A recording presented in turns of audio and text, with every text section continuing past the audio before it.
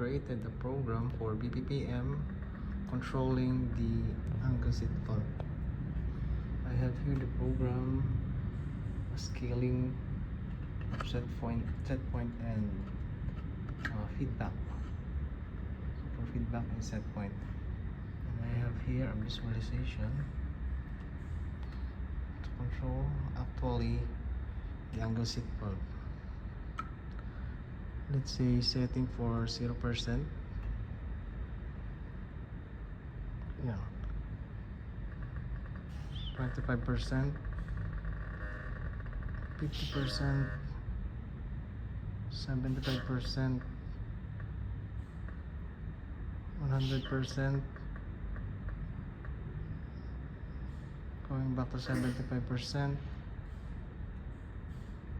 50%, 25%, 0%. Other values aside from that, let's say 65.